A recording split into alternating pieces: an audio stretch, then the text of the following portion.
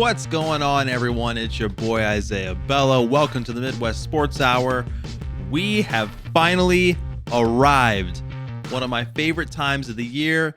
It is draft week. Oh my goodness, we have all been waiting way too long, it feels like. This is one of the biggest future implicating drafts that I can remember, probably in my entire lifetime. The Bears hold the number one overall pick for the second year in a row, this time via trade from the Carolina Panthers. Thank you, David Temper. You're very kind. There are multiple teams who have multiple first-round picks, and some of those are probably going to be moved around a little bit. And we've got some huge questions that are going to be answered going into this. I want to go ahead and start off because this is something that we just saw earlier today. There was a report that came out. I'm not too sure how credible it is. I'm pretty sure this was released from the NFL that the Atlanta Falcons are going to be most likely punished for their tampering with Kirk Cousins. And the way that they should be punished, according to basically everyone, is kind of how the Dolphins got their treatment last year when they tampered with Tom Brady and they had their first round pick taken away. So there's a good possibility that the Atlanta Falcons get the 8th pick stripped from them before the draft starts during draft week. Now I just want to point this out. The NFL did not used to be this strict about this kind of stuff. I'm not saying it's a bad thing at all. I think that's reasonable. You shouldn't tamper. Just wait till the off season before you start talking to people. You know, I know you want to get the deals out now. I know you want to secure your franchise guy and get to the playoffs, make a deep run and stuff like that, win the division. But, you know, what's the difference if you shovel out $500 million now and shovel out $500 million then? You know, I don't think that's what he got. But anyway, you get the point. You know, and this is a very interesting situation because, you know, I have a mock draft today. This involves Atlanta having the 8th overall pick. If they were to lose this pick, obviously that changes a lot. Maybe not to some people, but to me that changes a lot because there are... Number one, that would pretty much all but guarantee that the Chicago Bears end up with one of the big 3 wide receivers. And at this point, it hasn't really been much of a guarantee because being that they're at the number 9 pick, there could be other teams that could easily jump them for players like Rome Odunze or Malik Neighbors if they're there, if the Bears even opt to stay and take them. Obviously, that's something that factors into this. But my mock draft is given that the Falcons keep the 8th overall pick. So if something changes and my mock is not accurate, I blame the NFL. I blame the NFL and their crazy rules. Roger Goodell messing up my mock, you know, because this is a pretty good mock, I'd say anyway. But anyway, other questions that need to be answered going into this one. First of all, what order are the quarterbacks going to land in? You know, who's being valued more, Jaden Daniels or Drake May? Where does McCarthy fall on this list? Are people really willing to trade up to get them? Are teams willing to trade out of the top 4? You know, not in favor of those players? Who knows? You know, where does Bo Nix and Mike Penix land in all of this mess? Speaking of, will the Vikings make the jump? You know, they have a couple first round picks. They opted to trade back into the first round so that they could have 2 first round picks. I don't think they did that by accident. I'll go more into that later. What in the world is the Giants' game plan? You know, you hear from them that they like so many different options. Obviously, they love JJ McCarthy, but do they love him enough that they could trade up to number 4 with the Cardinals? Are they willing to stay put and see if he slips? Do they want to trade back and take a different quarterback? Do they want a wide receiver, which they really need? Do they want to take a defensive player? I don't know. They're a wild card. They're almost as much of a wild card as the Bears are with the number 9 pick. Speaking of the number 9 pick, what do the Bears want to do? They have a million possibilities. Do they want to trade up for Marvin Harrison Jr. because there's several candidates, depending on how far Marvin Harrison slips, that the Bears could easily shovel out some draft capital if they feel like it. If not, if they stay at number 9, is it possible that they end up with a player of value that's top of their list? I think so. Or will they opt to trade back because they only have 4 picks in this draft? Do they want to get more draft capital? Do they think they can get their guy? If they do decide to go backwards, I've said this so many times leading up to draft night. There's only so many ways the Bears could lose day one. Okay? You obviously know who you're getting at number 1 overall. I think that's a win. But at number 9, you could either fix the defense, improve the offense, or neither. You get what I'm saying here?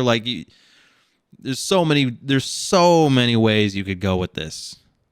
And I don't know. I don't see them making a lateral move in terms of improvement.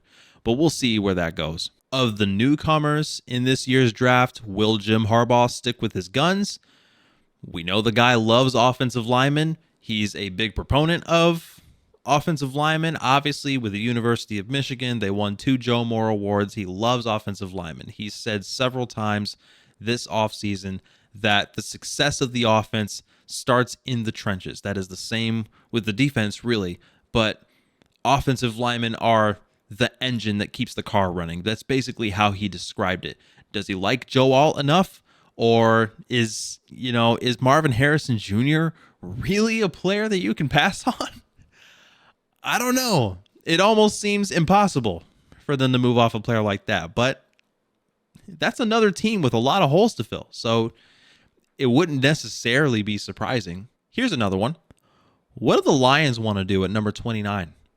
That's a big one, in my opinion, because they also have some big roster spots that need help. Okay, they need an edge, they need a corner, and they also kind of need a guard. I know that they made some signings in free agency. This is a little bit, I don't know. They could use a guard. They're going to have some options, but who knows what we think they value the most heading into a title run. So we'll see what they do there. And of course, the one thing that happens every year, who's going to be the most surprising pick? There's always one. There's always at least one player that maybe someone that everyone highly coveted at the beginning of the offseason, and suddenly his stock just plummets for whatever reason. Maybe a player who was projected late in the second round gets drafted middle of the first round. There's always one player that makes you think, why did they do that? And who are the top candidates? I think I have a couple, and I listed them in this mock coming up here. With that being said, I'm just going to jump right into it. There's going to be a lot of detail that we jump into with most of these picks. So I'm going to try and keep this as quick as possible. Keyword try. Don't know if I'll be able to do that, but let's try and speed through this and see how close I get. Starting with the number 1 overall pick. And I don't think we'll waste too much time on Thursday night when they decide to announce this pick. With the number 1 overall pick, I have the Chicago Bears drafting Caleb Williams, quarterback out of USC. This is the no-brainer of all no-brainers. We pretty much all kind of see this coming with the Chicago Bears. They don't have a quarterback. They traded Justin Fields. That was your biggest sign right there. They have been introducing him into Hallis Hall for the past 2 months. He's had how many different meetings with coaches and GMs. He's had dinner with teammates. I mean, they might as well just give him a locker right now. He's going to be their guy. Superstar potential written all over him. He's a cold-blooded killer, and I think he's going to be a fantastic franchise guy for wherever he would land. It just happens to be the Chicago Bears because we were gift wrapped the number 1 overall pick. I still can't believe the series of events that had to happen for us to get to this point. So, yeah, not too much to go into here. Like I said, we all knew this was going to happen, and the Bears get their guy. Now, we jump into the number 2 overall pick, the Washington Commanders. Now, another team that needs a quarterback badly. They have an entirely new regime for the head coach and GM. They have a roster that, it's made up of a bunch of veterans. Who knows how effective they'll be down the line. But they have a good system in place that they can bring in a rookie quarterback and build him up over time. Here's the thing. It certainly seems like they are the favorites to land Jayden Daniels. They've fallen in love with this kid. And I personally think that is who they're going to end up with. It's really between him and Drake May. There hasn't been enough smoke with Drake May for me to feel confident to believe that they're just going to pivot toward a one-year starter from North Carolina. I don't think that happens. So with that being said, the Washington Commanders take Jayden Daniels at number 2 overall, quarterback out of LSU. The people who know me know I'm not the biggest Jayden Daniels fan. Okay? For those of you who, I know there's a lot of people out there who took a lot of time to trash Justin Fields, both when he was drafted and at the time that he left the Chicago Bears. Jayden Daniels is definitely a Justin Fields prototype quarterback, except he's lighter. He's 190 pounds, and he's also not nearly as accurate. Okay, he's the worst decision maker of the bunch. I'll just say that right now. I don't mean to trash the guy. I really don't, because for me personally, I think Jayden Daniels needs to be in a situation where he can sit for a year, learn behind somebody. But the Commanders are going to throw him out as a day 1 starter, and that is probably going to be a mistake. He's going to look really rusty, I guess, but rusty's not the right word. Inexperienced. I'll say he'll look inexperienced. But, he's solid throwing off platform. The numbers definitely back him up if that's what you want to look toward. For me, I think you can attribute that to both Brian Thomas and Malik Nabers. That is one of the most high-powered offenses in the nation. We know that Jayden Daniels is not really a fan of playing within structure. Neither was Justin Fields. But if you asked Jayden Daniels to do that, I don't think he really knows what playing in structure means. But, they're going to try and make things happen with his legs more often than they will with his arm, because that's what he's known for. He's known for taking off with a closing pocket, and he's not afraid to take a big hit. Something he's probably going to have to learn from later on. But anyway, that's their guy. When you love a guy, you love a guy, and I can't necessarily blame them for making that type of pick. And moving on from the number 2 overall pick, that brings us to the New England Patriots. There has been a lot of smoke about the Patriots possibly moving off of the number 3 overall pick. Maybe they'll trade with the Giants to number 6. Maybe they'll trade with the Vikings to number 11. My thing about it is, not only would it not be smart for them to move off of that pick with Drake May sitting right there, but it's also not likely at all. Okay? No matter how many arguments I see for it, I just don't see it. This is Gerard Mayo's first attempt at picking his guy that he wants to build on. This is a really strong draft for quarterbacks, if you want to do that. They have a really unique opportunity to make something happen here that, even with the bad offensive wide receiver room, even with an okay offensive line and inexperience in the coaching staff, Drake May is the type of guy that you want to grab in that kind of situation, that even though he might not have the best supporting cast around him, arguably one of the worst supporting casts around him, at least he's able to make things happen, and you know that you have the guy later on down the line and you can build around that. So I think the Patriots are going to take Drake May, quarterback out of North Carolina, with the number 3 overall pick. His best comparison is Josh Allen. A little bit more accurate than Josh Allen, maybe not as strong of an arm. That's how I like to see him. Just like Allen, he's methodical with how he rushes the football, and he makes those throws that make you think, like, how can a human being make that kind of throw? And the main difference between him and Allen is, May comes from a school that plays a little bit stronger competition. Josh Allen came out of Wyoming, of all places. So at least Drake May has that kind of experience behind him. And like I said, he's going to be drafted. He's going to be ready to go from day one.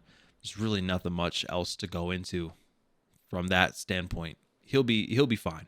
So with the 4th overall pick, the Arizona Cardinals. Let me ask you this question. The Cardinals have 2 picks in the first round already. What would you rather want? Would you rather have the 4th overall pick when you don't need a quarterback and the 27th overall pick? Or would you rather have the 11th overall pick, the 23rd overall pick, and the 27th overall pick when you don't need a quarterback and you have a bajillion holes that you need to fill on the roster? I mean, the Cardinals need some help. They really need some help. And thankfully for them, offensive line and wide receiver is so deep in this draft that they it's almost a no-brainer to me. I know Marvin Harrison is sitting right there, but you have a quarterback in Kyler Murray that's sitting on a massive contract, and you can't move off of him. Jonathan Gannon, he has to have some type of way to prove that they can steadily improve this roster, much like they attempted to last season when they traded back, and they can make a deep run with Kyler. I think they have to. That's the direction that they're heading. So I think they do trade back, and it's going to be with the Minnesota Vikings. There's several trade candidates. The Vikings are the team with the firepower to be able to move up. Like I said, they acquired 2 first-round draft picks. I think they did that for a reason. So the Vikings are going to trade up to number 4, and they are going to draft J.J. McCarthy, quarterback out of Michigan. They're going to do this to try and jump the Giants for McCarthy. They really want McCarthy. I do believe that. And the thing about it is, J.J. McCarthy, first of all, he comes into the perfect situation for him. Okay? He's going to sit behind Sam Darnold, who is essentially their bridge quarterback. We know he's not going to be there for more than a year. At least as a starter, he's not going to be there for more than a year. And he can, kind of pick the brain of Kevin O'Connell, a great offensive coach. He's going to be there to build him up. He has 2 star wide receivers to play with for the entire year. Justin Jefferson has more incentive to stay longer than maybe everything's been foreshadowed lately. I know there's been talks of him maybe being traded, but he has more incentive to stay longer, and there's more hope for the future. That way, next season, J.J. McCarthy will be able to have that next level experience, because McCarthy has every tool available to him to be successful. He's already shown what he's capable of as a passer. He can read defenses really well. He's very patient in the pocket, probably more patient in the pocket than any quarterback this draft. The velocity that he has throwing the football is insane. Some of the throws he makes are just stupid. Not too many players in the pros can make some of the throws that he makes. The problem with him, I would say his main flaw is putting touch on the deep ball. He doesn't really do that. When he needs to throw the ball deep, he just loads up an absolute rocket and launches the thing. Okay. And, when there's pressure in his face, sometimes that deep ball just kind of disappears. But it's not a major thing. It's not something that's going to kill them down the road. And ultimately, it's teachable. So this would be a great situation for him. And the Vikings, really, at the end of the day, they need this pick because the Lions, the Packers, and the Bears, they're all improving. And the Bears in particular in this draft are getting their franchise quarterback, so they're going to be competitive for quite some time as well. So if you're the Vikings, you want to be able to be prepared later on down the line and, grab your guy because next season there is nobody. There's nobody coming out of next draft that's really worth mentioning. I don't think any quarterback. It's possible that a quarterback won't be taken in the first round next year. We'll see. Certainly not in the top 10. But, yeah. Anyway, J.J. McCarthy. That's the Minnesota Vikings franchise guy. I'd be willing to put money on this. That the Vikings are not staying put. And they want McCarthy. Next, we have the LA Chargers. So we already mentioned this. This is a big question mark going into the draft is what is kind of Jim Harbaugh's mindset here? Because he could stay at number 5 and he could take Marvin Harrison Jr. Nobody will blame him. Marvin Harrison Jr. is an amazing player, probably the best prospect at wide receiver of my lifetime, besides like Calvin, honestly. His comp is very close to like AJ Green. So, but on the other hand, we know Jim Harbaugh, right? He loves offensive line. I've already mentioned, he's talked how many times about how important it is to build through the trenches and then worry about weapons next. Because Justin Herbert, they know he's going to be there for a long time. And the thing about it is, wide receiver room, it's hurting badly. And at left tackle, they already have Rashawn Slater. So if they were to draft Joe Alt, who I think Jim Harbaugh is in love with, he would have to move over to right tackle. And Joe Alt is, he's a phenomenal tackle prospect. By far the best of this cycle. So he certainly could transition over to right tackle. But if I had to guess, if I had to put an educated guess out there, I don't think that is what the Chargers are going to be looking for. I think that the ordeal with the wide receiver room is too bad right now that they can't ignore it. So they're going to stick at number 5. I think with the number 5 overall pick, the LA Chargers are going to take Marvin Harrison Jr., wide receiver out of Ohio State. This is a can't-miss prospect. Okay, Marvin could step into the offense right now and immediately be effective. He's a starting wide receiver for a long time. Already said, his comp is like a healthy AJ Green, which is not bad at all. Not only will the Chargers get their guy, but it kind of puts everyone at ease that while they're building through this process, maybe they don't get future capital out of a trade back, like maybe they could this year or next year, who knows. But at the very least, while they're building from now on, Justin Herbert won't have to worry about having no one to throw to, because I'm pretty sure his wide receiver one, if not Marvin, would be who would it be? Quentin Johnston. Ooh, you don't want that. So, so the Chargers take Marvin. Next, you got the New York Giants at number 6. Another trade candidate that needs wide receivers badly. As you can see, 4 of the quarterbacks are already off the board.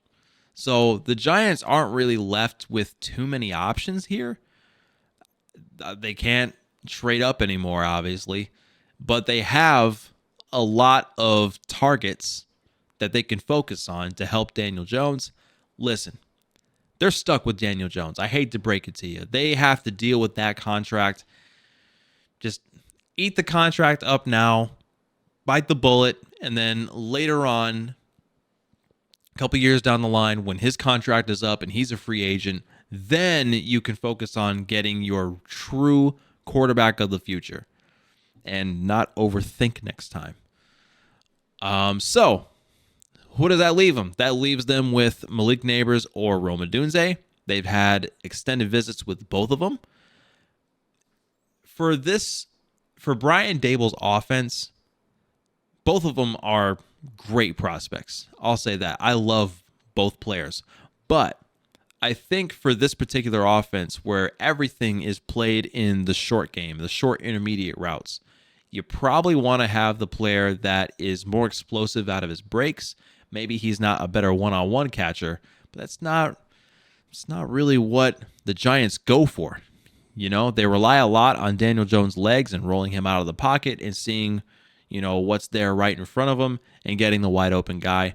So Malik Nabers kind of fits that mold the most. So I think with the number 6 overall pick, the New York Giants take Malik Nabers, wide receiver out of LSU. And so at number 7, that brings us to the Titans, who really need a tackle. They really need a tackle. I think you already know where I'm going with this one. This is probably the easiest pick besides the Bears at number 1 that I can think of. They are going to take Joe Alt, tackle out of Notre Dame. The Titans need a tackle. Joe Alt is the tackle of the draft, and he's going to be the cornerstone of their franchise for a very long time. I really do believe that. Not really other areas that I think the Titans will prioritize. They're not going to take a wide receiver, in my opinion. They already have their quarterback, or at least they're going to try with Will Levis. And we'll see where it goes. But Joe Alt is just such a monster. I think anyone in the top 8, if they were to take him, or the top 10, if they were to take him, I certainly would not blame him. At number 8, again, if the Falcons end up keeping the number 8 overall pick, I hope so, because I want this mock draft to be accurate. I say that the Atlanta Falcons are going to take Dallas Turner, edge out of Alabama. The thing about the Falcons, they don't have that many needs. They already have the offense completely figured out. There is no problem there, especially with Kirk Cousins coming in. They don't have to worry about question marks at that position. He's going to be there for a long time. They have pass catchers, so many pass catchers. And with signing Darnell Mooney, that certainly takes them out of the race for a wide receiver. Maybe not completely. Maybe they would change their mind and take Rome Odunze if he's there. I just don't see it happening. But they do need an edge rusher. They need someone to get in the backfield frequently. Dallas Turner may not be my favorite edge in this draft class, but people have certainly made their arguments for him being the top edge in this cycle. He's going to step into a defensive unit that's already top 10 in the league, in my opinion. And I think with this pick, with this caliber of a pick, the Falcons are going to be able to make a deep run into the playoffs. So this is a smart move for them. I really like this pick. So number 9. The Bears. What are the Bears going to do? Well, already assuming with the first 8 picks, the Bears are not going to trade up. See, I would love for the Bears to trade up. It's certainly something that they could do. I think they'll make some calls and see if they can get aggressive to move up. If they do, it'll be for Marvin Harrison Jr. Let me tell you this. If the Bears end up trading up for Marvin Harrison Jr., I don't care what they give up. I will probably do a backflip off a chair. It won't end well, but I will do a backflip off a chair. That is, you want to talk about a good situation for Caleb Williams and helping him out? Could you imagine to start your career, you get to throw to DJ Moore, Keenan Allen, Marvin Harrison, and then Cole Kmet. And then in your running back room, you have DeAndre Swift and Khalil Herbert and Roschon Johnson. You have Shane Waldron as an offensive coordinator to start your career to help build you up. And on top of that, there's a top 10 defense that can get you the ball back. So obviously Marvin Harrison would take them over the top. That is a player if there's anyone to trade up for, that's him. That's just my opinion. The thing about it, though, is if you know, I know I'm going like really in depth on this, but I think this is a really complex pick, to be honest. The thing about Ryan Poles is we know he doesn't like giving up draft capital. He doesn't. In fact, he likes collecting draft capital. There is not a GM in the NFL that trades back and saves picks more than Ryan Poles. In this scenario, Rome Odunze is sitting right there. If he were to stay at number 9, you take Rome. Again, just my opinion. You got to take Rome Odunze. Shane Waldron loves his weapons. And last year, when they already had DK Metcalf and Tyler Lockett, they elected to take Jackson Smith and Jigba, which is a phenomenal pick. That's great for them. Or was that the year before? I can't remember. That's cool and all. But again, we know Ryan Poles. He likes saving picks. And also, we know Matt Eberflus. He loves a 3-tech. There are several 3-techs in this draft that the Bears could elect for. And there's one in particular that we've heard reports of that the Bears really, really like. Last year, when they really liked somebody, it was Darnell Wright. And it was pretty easy to tell what their pick was going to be. And it ended up being Darnell Wright at number 10. They figured that they could trade back and still grab him. Granted, it was only one spot. But if they could have traded back farther and gained more picks before drafting him, they would have. They absolutely would have done that. So in this scenario, I think they're going to do the same thing. They already got the first pick right with Caleb Williams. They're going to try and get their guy with the number 9 pick. Their guy just happens to be available later. So I project that they are going to trade back from number 9, and they're going to trade back to number 13 or number 11. I think it's number 11. No, it is number 13. So they're going to trade back to number 13 with the LA Raiders. And the Raiders are a team that really need an offensive tackle. They're going to take the best on the board, which is Talisa Fuaga, tackle out of Oregon State. I personally don't think anyone needs this pick more than the Raiders do, and they jump the New York Jets to get him.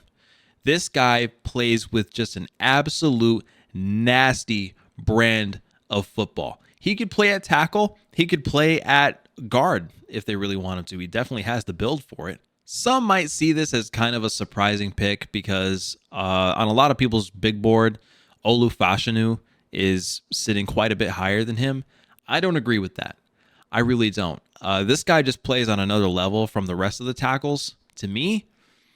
And I know that quarterback might be an option. But why would you take Mike Penix at number 13 overall? That doesn't make any sense to me. The Raiders get their tackle. They're going to stick with, who do they get? Gardner Minshew or Aiden O'Connell? Somebody. I think it was Gardner Minshew. They'll stick with them. They'll try to do what they can. And Antonio Pierce will have better opportunities later on for quarterbacks maybe. At number 10, since their tackle is not going to be sitting there, I don't think anyway, and they already have They made some free agent signings in the offseason to solidify the tackle spot. So I don't think they're going to waste a draft pick drafting one. It's not like they're not going to have more opportunities. So this would be a lot more ideal for them if they were to get a pass catcher. That's another big need for them. It could be a wide receiver, or it could be a tight end, which I think they will do right here. The New York Jets, with the number 10 overall pick, are going to take Brock Bowers, tight end out of Georgia. This is a great pick because Brock Bowers is like a ferocious athlete. He's all over the field, and he's just as good as a wide receiver as he is a pass blocker. So benefits both sides for Aaron Rodgers, seeing that maybe he'll be there for one more year. They get a very dynamic athlete, a really exciting player to watch. I just, he's like, isn't he like 6'6" or something like that? I don't see very much downside to Brock Bowers. So this is a really good pick for them. That brings us back to the Arizona Cardinals at number 11, who traded back with the Vikings. They now have 3 picks in the first round and a perfect opportunity here to really help the offense. Could they take an offensive lineman? Maybe. Could they take a wide receiver? I think that'll be a bigger priority because pass catcher is something that the Cardinals are hurting for right now. They don't have anybody. They lost Rondale Moore. I'm trying to think of who else. I mean, obviously, a couple years ago, they lost DeAndre Hopkins. And these things are going to be proven very crucial for them down the road. If they're going to keep Kyler Murray and they're going to keep him beyond this crazy contract, they're going to have to get him some pass catchers to build around, right? They got a great one available right here. If the Bears don't take him at number 9, I do think he slips a couple more spots. My bad, can't talk today. Because for the Jets, it's not really as much of a priority. So I think the Cardinals, with the 11th overall pick, are going to take Rome Odunze, wide receiver out of Washington. Like I said, the Cardinals, they don't have anybody in that wide receiver room. He would become an instant wide receiver 1. Kyler Murray, he loves strong, physical, capable wide receivers who are good at gaining separation. Rome Odunze has all those things. He's also fantastic in the one-on-one situations. I think he has a very close comparison to Keenan Allen, which is really saying something. Again, it hurts my heart to think that the Bears would pass on him, but I just think that's the case. But, it would be interesting to see him paired up with someone that's kind of identical to him. But in this scenario, the Cardinals are going to end up with him, and they'll be able to address offensive line and defense with the other 2 picks. At number 12, this is kind of a tricky one because the Broncos, sure, they could take some high-value players right here. The Broncos are kind of a weird one, though, because they need an edge, kind of, and they need a corner. I think they more so need a corner. So, but they're not like huge needs, They have.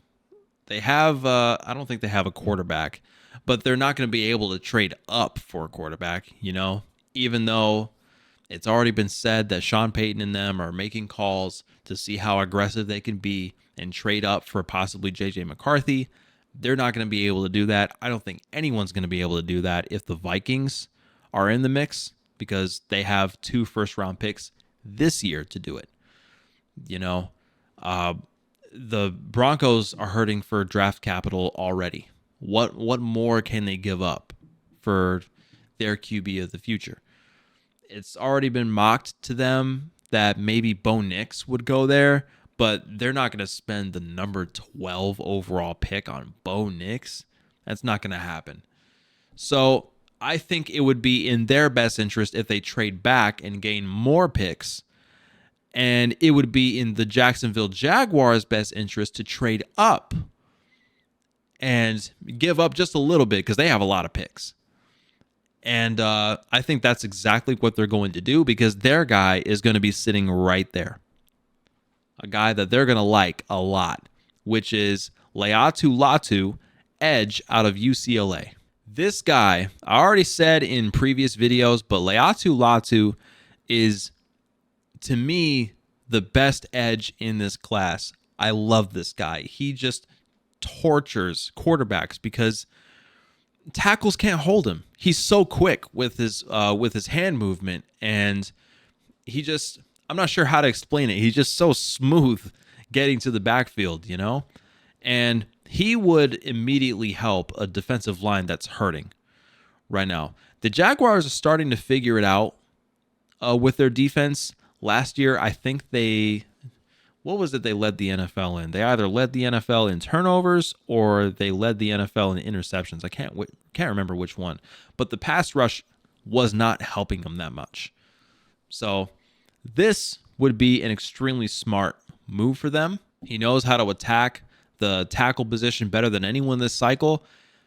Injury history, that's not going to deter them very much. I really don't think so. There's only a certain amount of teams that we know with their reputation, they'll look at injury history and they'll say, I'm not really willing to take the chance. The Bears, for example. But I don't think that'll be the case with the Jaguars. This guy is going to help take their defense to another level. A bit different than Travion Walker. Was that his name? I think, or Tavon Walker. I can't remember. Walker, number 45. A bit better than he did. You know, he's a much better natural pass rusher. And so we come back around to the Chicago Bears at a number 13 pick. So I ruled out that they're going to trade up. I ruled out that they're going to stay for Rome Odunze, even though I think that'd be a great pick.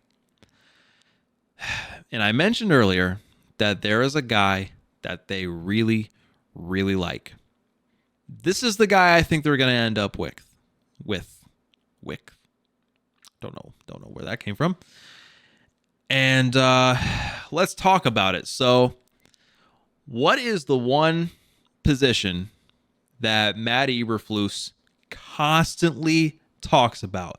He constantly mentions, if my defense is going to work, we need a 3-tech. They need a defensive tackle. So they already have Gervon Dexter. He's a very capable tackle. But in this defense, you got to rush 4. So there is a guy that there has been a lot of smoke about the Bears taking. There's been several reports that if the Bears don't stay for one of the big 3, or they don't take one of the tackles, they're not just going to take any one of the defensive tackles. They're going to take Byron Murphy II. That is the only name that has been mentioned. No Jer'Zhan Newton. Not Braden Fisk. Not any of those players. They said if they're going to take a defensive player, it's most likely going to be an edge or Byron Murphy specifically.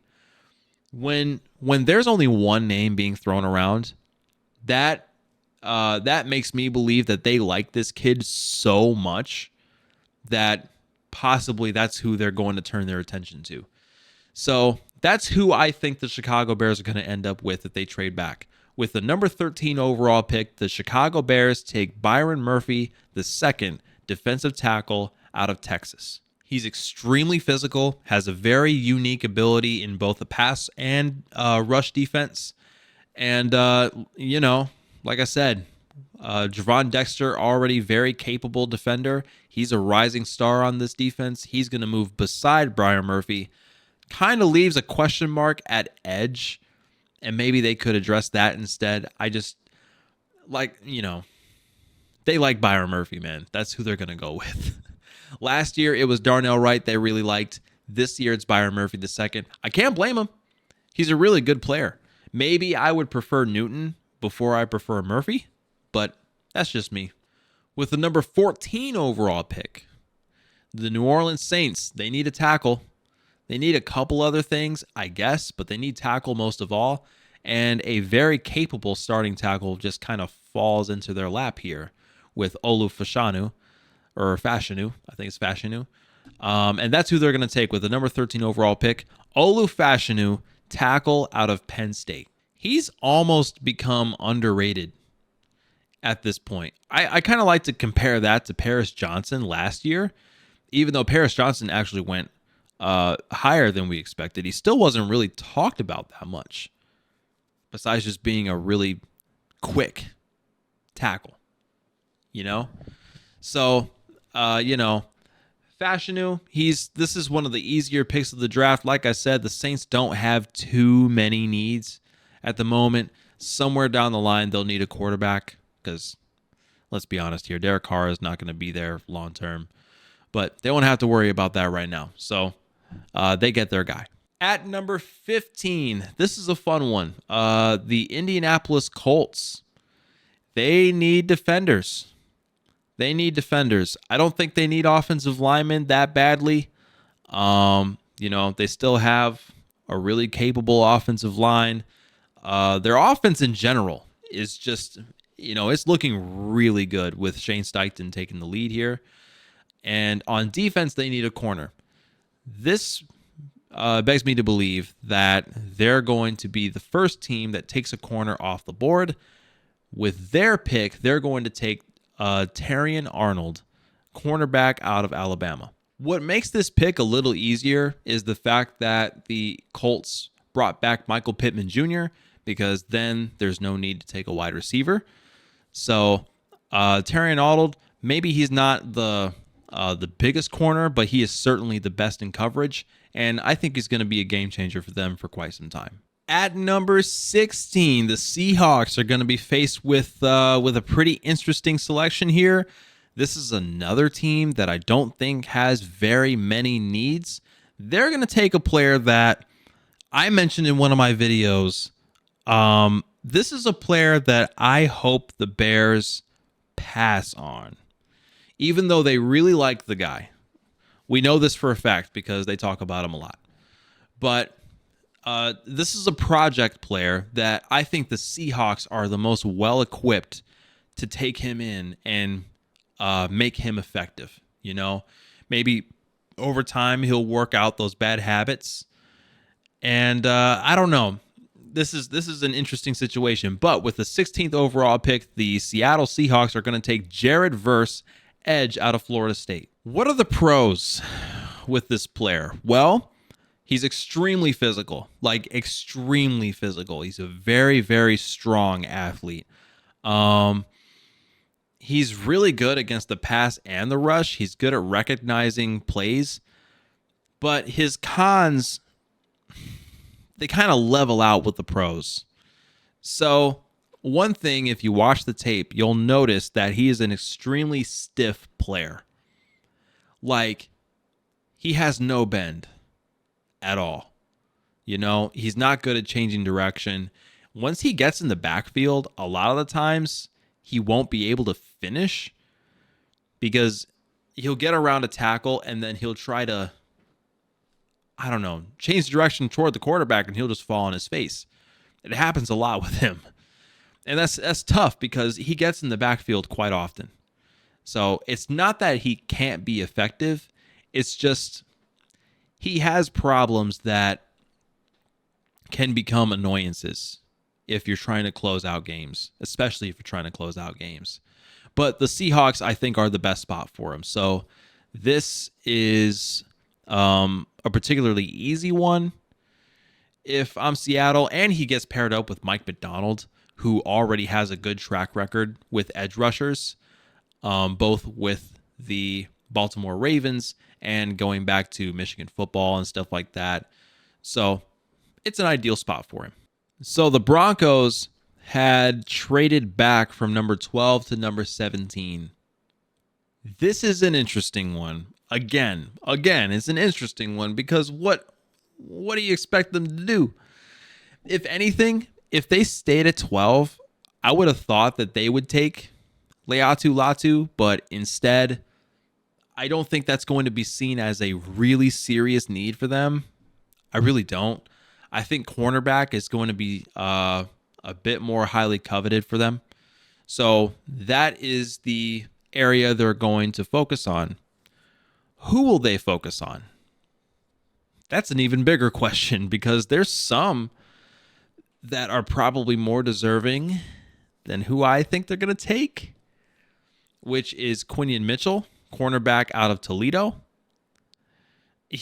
Okay, so I was a lot higher on Quinion Mitchell before the offseason started, but as time has gone on, I've kind of changed my perspective on him.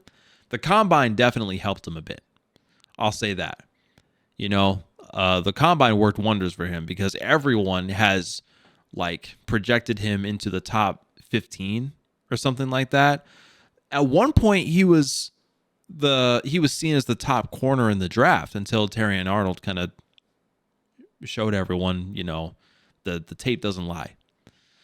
But with Quinion Mitchell, it's not that he's bad. I just think that he needs a bit more time to develop. And once he gets out there, he's going to be thrown into the fire. The Broncos already have a good they already have a good roster as far as the defense goes. He'll be sitting opposite of Pat Surtain, and who knows?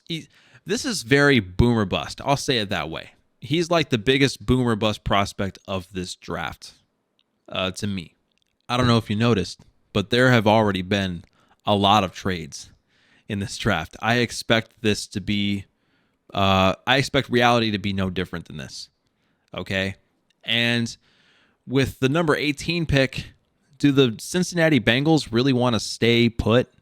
Because they need offensive linemen. They need a right tackle badly. The thing about it is the left tackle spot is seen as a lot higher value because a lot of the tackles coming out of this draft have naturally played at left tackle. The next couple picks, that is exactly what they need. But I think the Bengals have a unique opportunity to take advantage of here. They could definitely trade back a couple spots and save a little bit of cap space, or not cap space, draft capital. And the Pittsburgh Steelers are going to want to jump the Rams so that they can take their guy, because the Rams also need a left tackle. Okay. So that's what I think is going to happen. I think the Steelers are going to trade up to number 18. How likely is it for the Steelers to be able to trade with a rival? Probably not very likely, but you never know. Things happen. This is just kind of how things are falling into place here. This is just how I see it. They would be smart to trade up to 18. And the Steelers should take a guy that I really like, Troy Fautanu, tackle out of Washington. They're an interesting team because they took two quarterbacks out of the offseason.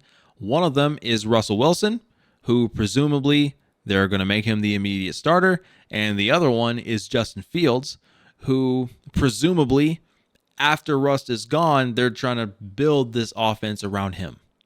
He's probably going to be their future if all works out. So, what better way to make life easier for your two new quarterbacks than to shore up your offensive line? This guy, Fautanu, is an extremely athletic tackle. He's very quick off the snap.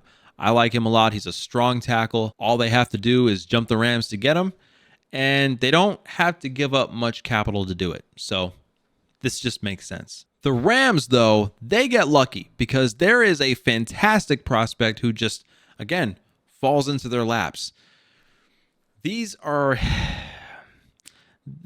pick like this almost makes too much sense. You know what I mean? It just makes too much sense. So, it's probably not going to happen. But here's the thing. The biggest thing about the Rams this offseason is they just lost one of, if not the best defender of all time in Aaron Donald. So, big shoes to fill, right?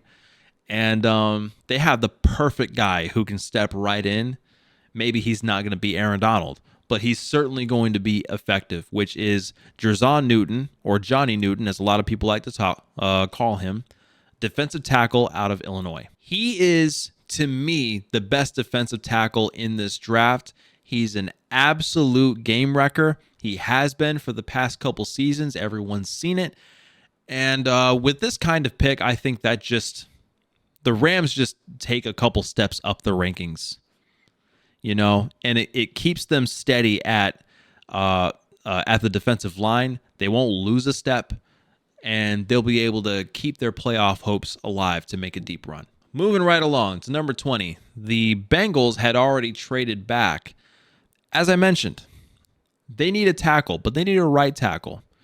And there is a guy that a lot of people have been talking about as of late.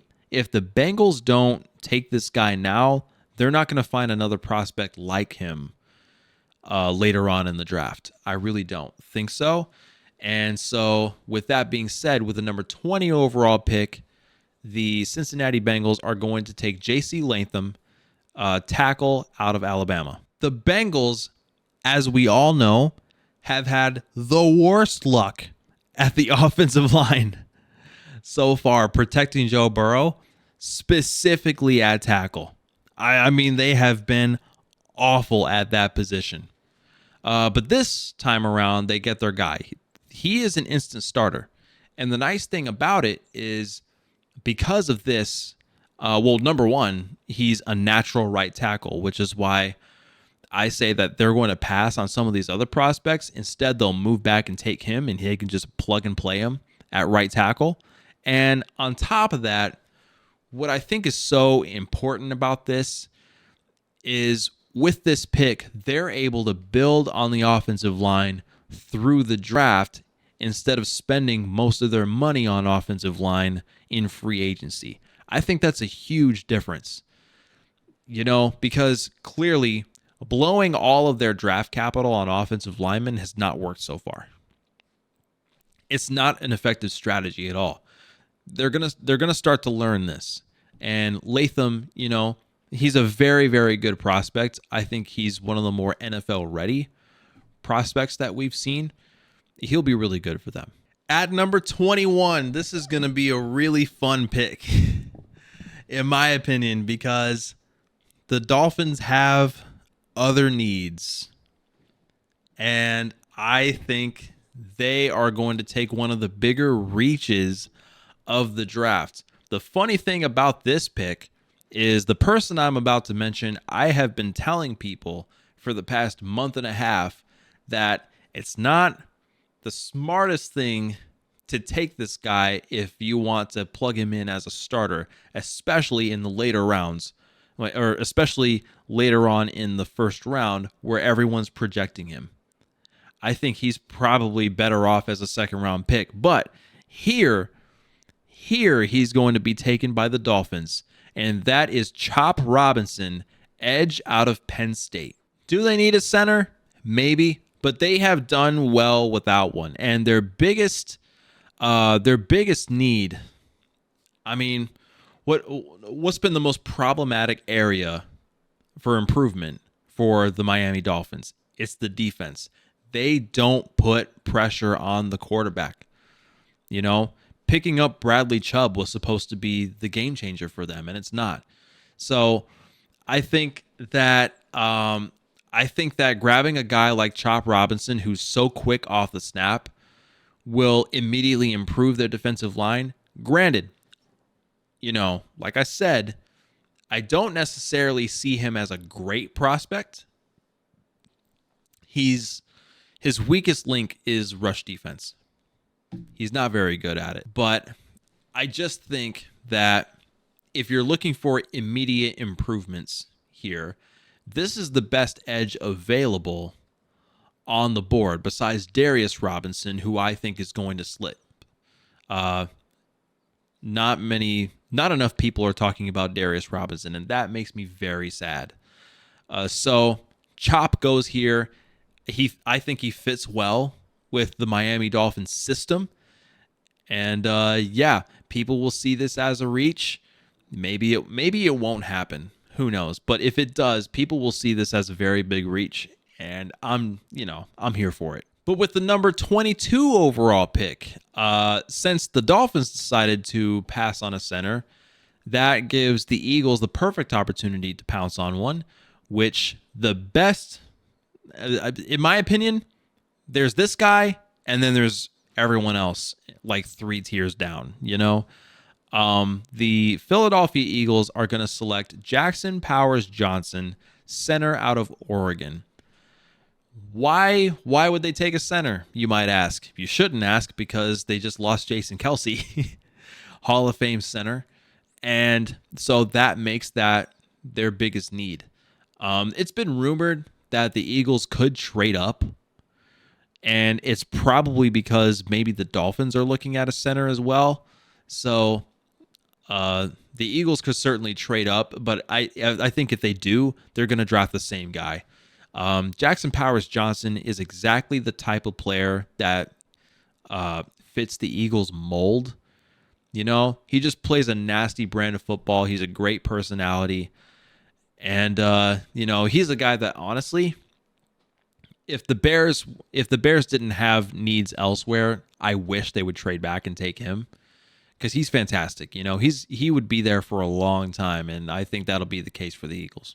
And so we come back around to the Arizona Cardinals, the second pick of their 3 picks in the first round. Now, what do they value the most coming around to this second pick? Do they want to address the offensive line, or do they think they're going to have an opportunity to do that later on? I think it's going to be the latter. I think that they need a corner way too badly, because, listen, Jonathan Gannon is a defensive-minded coach. And one thing that he had when, he had a great variety of when he was with the Philadelphia Eagles was a great secondary. Okay? He needs to try and re-solidify his own secondary with the Cardinals and kind of show this organization why he was so highly coveted in the first place. So who do they take? They take a guy who is not a reach. Is not a reach, quite unlike the Broncos pick. They're going to take Nate Wiggins, cornerback out of Clemson. This guy is climbing up draft boards. I'm not sure if people would be surprised by this pick. Either they're surprised that he wasn't taken earlier, or surprised that the Cardinals would take him at this point in time. I don't think it's unreasonable to make this pick right here and now. Wiggins is another player that I think is underrated. And once again, like kind of other corners that were mentioned before, he's not the biggest corner in the world. He's not going to have the size advantage, but man, he's so good in coverage, and he's fast. He's extremely fast. So he'll fit this system really well with Jonathan Gannon's defense, and he'll make a good difference for them. With the 24th pick, you have the Dallas Cowboys. So we heard from Jerry Jones. He said that at the beginning of the offseason, they're going to be aggressive. And then way later in the offseason, he confirmed, hey, listen, you guys are going to have to just win with less, because I'm not doing anything. Okay? He is not going to spend any money. He's not going to give up any draft capital. Okay? They are staying put. That's what that tells me. They're not trading back whatsoever, and they're certainly not trading up for anybody. But here's the thing. They have kind of an easy decision here, because they just lost Tyron Smith. Injury prone, I know, but he's still one of the best tackles in the league. And so, with the 24th pick, the Cowboys are going to select Amarius Mims, tackle out of Georgia. This is great value for the 24th overall pick, because some people have him mocked going a bit earlier. But I just think where everything's falling into place here, this just feels like the right pick. Okay? And he's a day one starter. He's going to keep Dak Prescott protected. The Cowboys are going to keep scoring points, and really, it'll be a pretty seamless transition. The 25th pick is a hard one. It's the Green Bay Packers. They have several needs at offensive line, but like at the same time, they already did a lot with less last year. They lost David Bakhtiari, who never played because he was always injured. I mean, he's good for like 4 games a year, if that. So I'm almost willing to bet they'll take a risk not drafting an offensive lineman this year.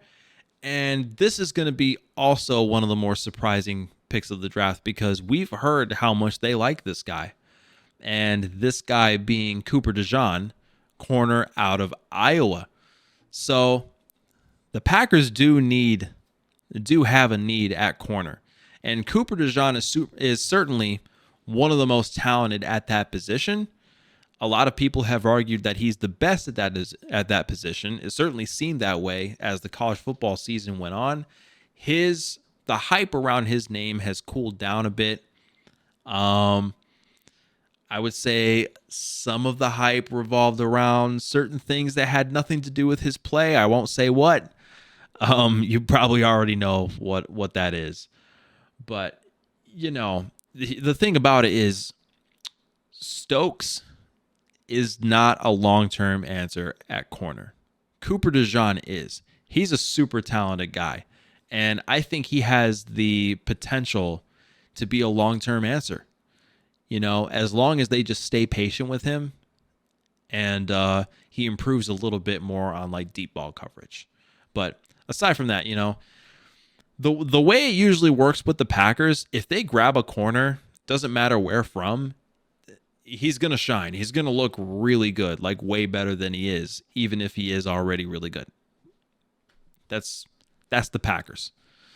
So I think he's going to work out well there. Oh boy, the Tampa Bay Buccaneers, they've got some needs. Man. A lot of them. I know that they've figured out a lot of things on offense. You know what they haven't figured out? The offensive line. They need a center. They need a guard. Good thing about that is they have a player sitting right in front of them who a lot of people are projecting that he'll go in the second round. I think he's going to go right here. That is Zach Frazier, center guard out of West Virginia. By far the most versatile offensive lineman in this draft. Wherever they feel like they need him most and where he's most highly valued for their offense, he's going to play that position. He's going to play it with really high quality. Personally, I think he's going to start at center because that position is just way too important for them at the moment. They need to protect Baker Mayfield. The Buccaneers didn't have the best offensive line in the league this past season, so he'll start at center, and I think he'll probably end up having the most surprising turnout when the year is finished. At number 27, we have finally arrived, the third pick of the Arizona Cardinals draft. And, things, the way it's looking right now, things are just falling into place for them. They've got some really good picks so far with Rome Odunze and Nate Wiggins. And this could potentially be the steal of the draft, considering they didn't have to trade back from 27. And I think this pick is going to be Brian Thomas, wide receiver out of LSU. 2 wide receivers. 2 of them. It certainly could happen. I think this would be a fantastic pick because now you have him and Odunze sitting across from each other. They're both immediate plug-and-play players. A lot of people have said that Brian Thomas's player comp is Rondale Moore. Obviously, we know Rondale Moore already played with Kyler Murray. We saw how that turned out. He's a big physical wide receiver and a good route runner. Maybe he's not as much of a dog as Malik Nabers is, kind of like how Steve Smith said earlier in the draft process. but he's certainly more than capable. And I think he's going to make an immediate difference, especially if they decide to play him in the slot. With the number 28 pick, this is one of my favorite picks of the draft because I just don't see a world where this pick is any different. Some people might argue otherwise. Maybe this guy is going to go higher than expected. I don't think so, though. And this player is Adonai Mitchell, or as a lot of people call him, A.D. Mitchell, wide receiver out of Texas. Again, easily one of my favorite picks of this draft. He is extremely versatile. He's a very good one-on-one player. He fills a void created by the loss of Stephon Diggs and Gabriel Davis. Listen, Josh Allen is a phenomenal quarterback. He's more than capable of making things happen on his own.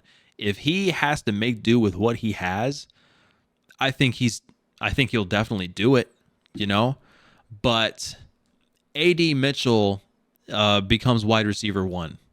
Maybe not immediately, but over time, he'll, with enough experience, he's going to take over that offense and he'll reap the benefits of being, a big name wide receiver that Josh Allen can rely on.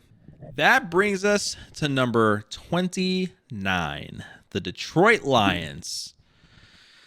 The team that is hosting the draft. Who are they going to take? They've got needs, man. They've got needs. They need an edge. They need a guard. And they need a corner. So what do they value the most? Well, a lot of people are saying that their favorite at edge was Chop Robinson. There are several teams in this draft that need an edge. I don't think Chop will be available to them for them to pick. I just don't think so. Maybe he would complement Aiden Hutchinson well. Maybe. I just think he works better with the Dolphins because the Dolphins don't have any capable edge rushers. They don't.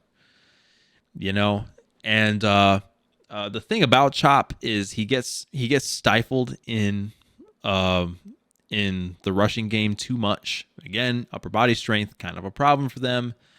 The Lions are very, very good at picking players that not only fit their system perfectly, but also they play well above their projection. You know what I mean? Like, they all saw Jahmyr Gibbs coming way before anybody else did. They all saw Brian Branch coming way before anybody else did.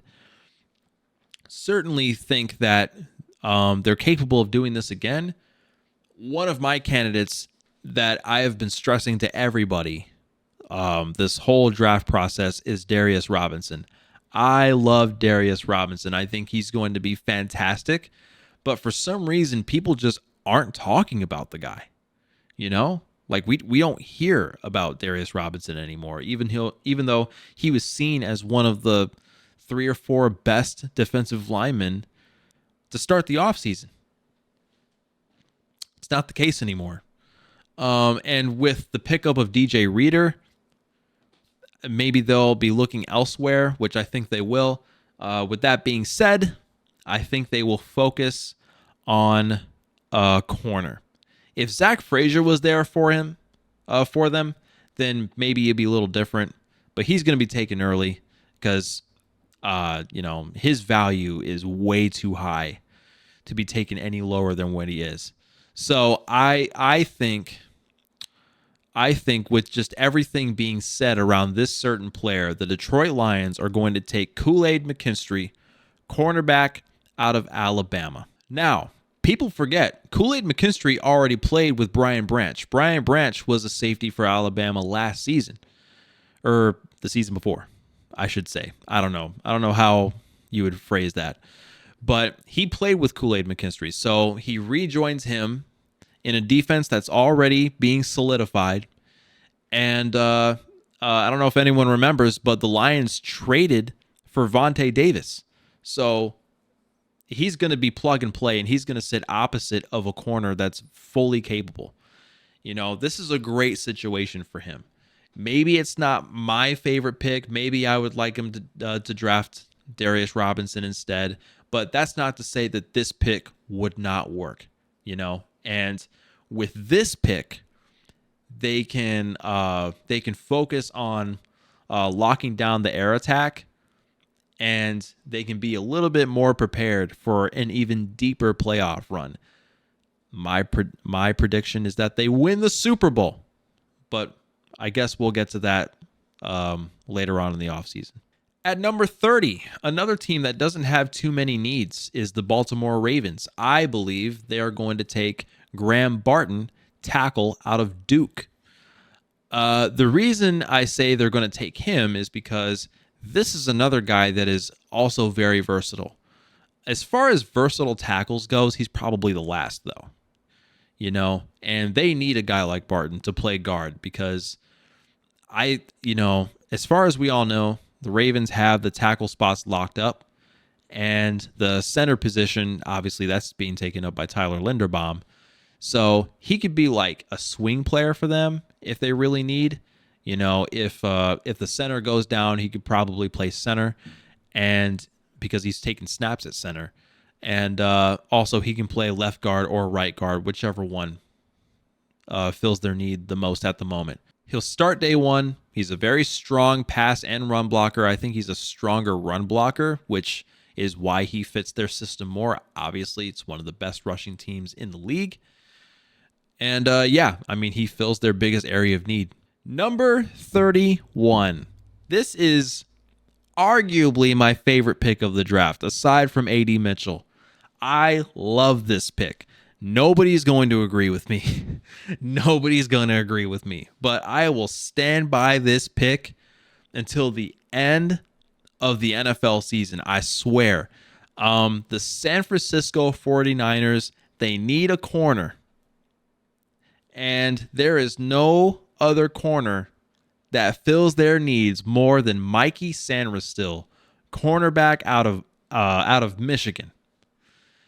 And people are going to see this as a reach. Some people think he's going to slip to the third round or something like that, which makes no sense to me. But this is not a reach when you consider the situation, which is the 49ers have had injury history at that position. And it's not really a guarantee that Talanoa Hufanga is going to be a long-term option. So Sanderstil comes right in as a complementary piece, as a slot quarterback. Was extremely effective at that position for Michigan. He's a multiple position player. He's played corner. He's played slot corner, outside corner. He's played wide receiver.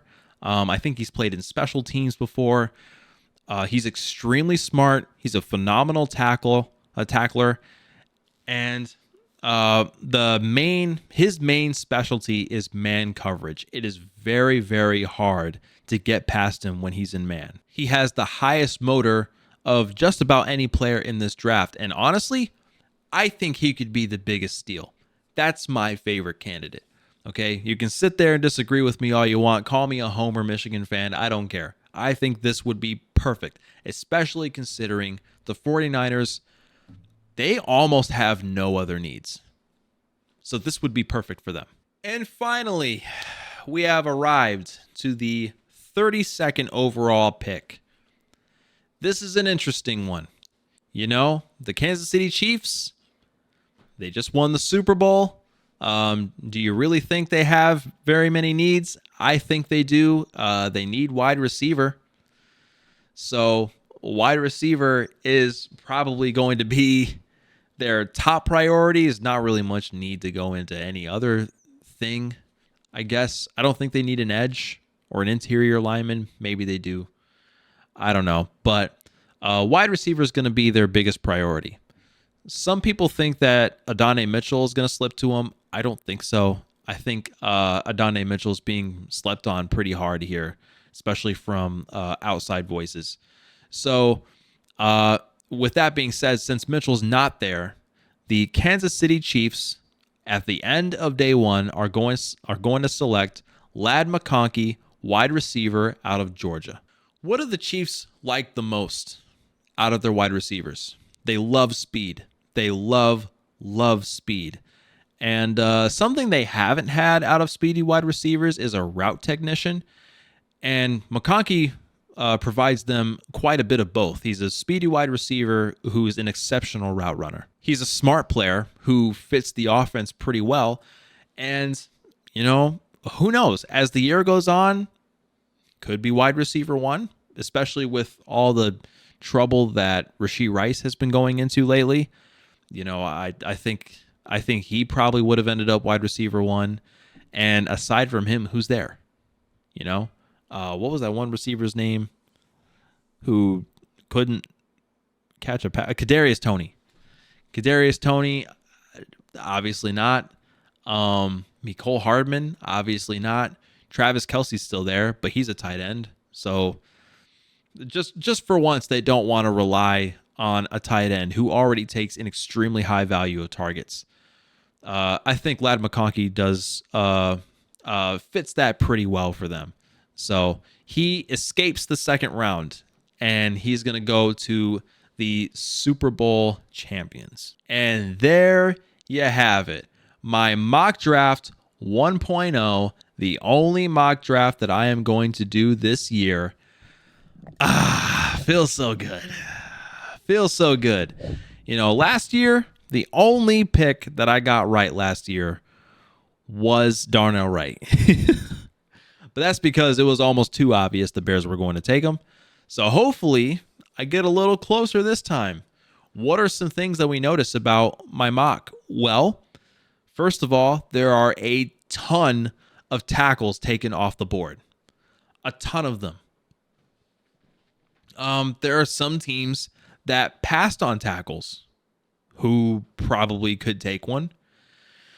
And there are some tackles who slipped into the second round who probably could be drafted in the first round. We don't know. I mean, there's so many possibilities. I think the Jets could have taken a tackle. We've heard that the Bears are looking at tackles. They like Olu Fashanu. I don't like that pick for the Bears at all. I think they're going to look at other areas. But, I mean, yeah, there's lots of tackles. And for good reason. It's probably the deepest position in the draft besides wide receiver. The next biggest thing that we notice, after the first 4 picks, there's no quarterbacks. What's up with that? Yeah, those quarterbacks are going to slip.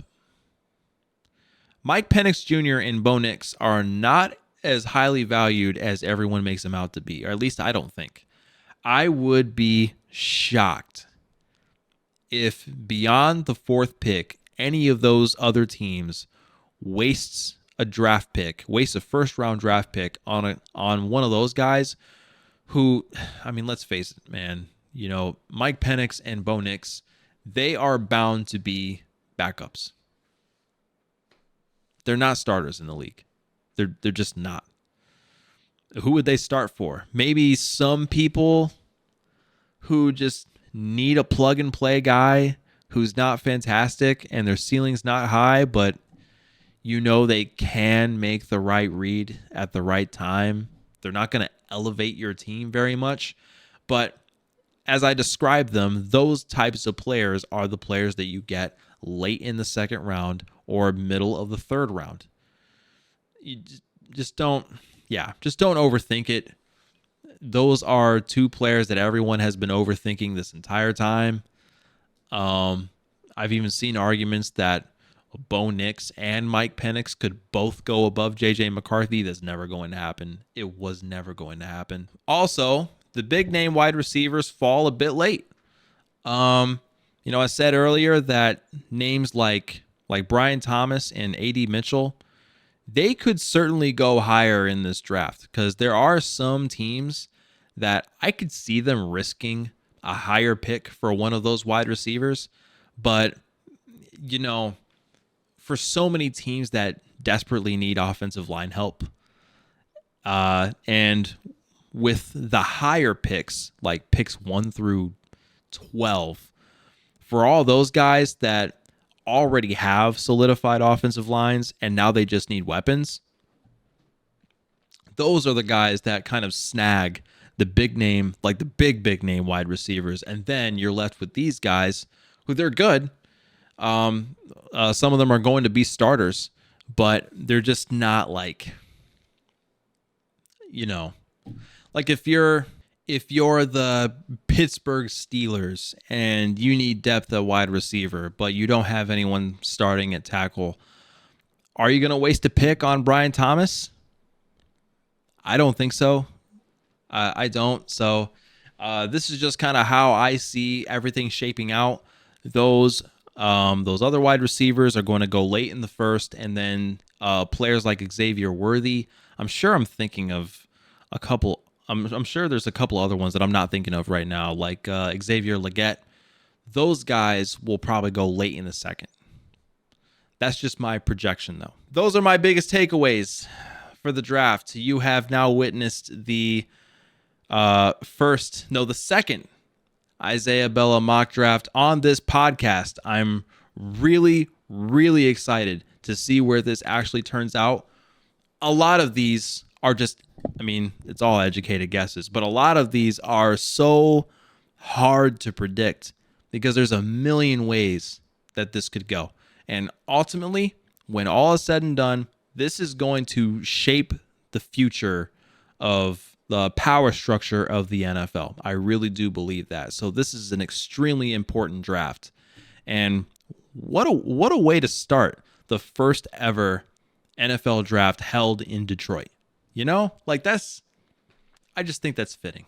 So for our next episode, next week, hopefully, I'll come back and we can talk about a recap of the NFL draft. How did I do?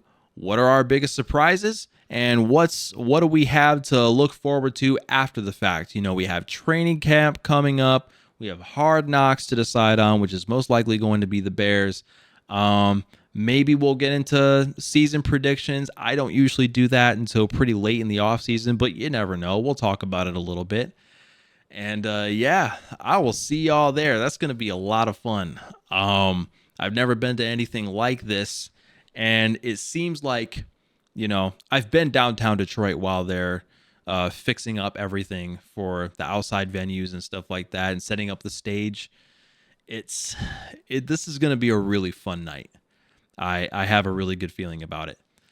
Anyway, that's it for me. Thank you so much for joining me. Hopefully next weekend I can get back to you and we can talk more about the draft. And also, we should probably talk about Michigan basketball whenever we get a chance. But until then, I appreciate y'all hanging out with me. This has been the Midwest Sports Hour. My name is Isaiah Bella. I have been your host. Until next time, peace.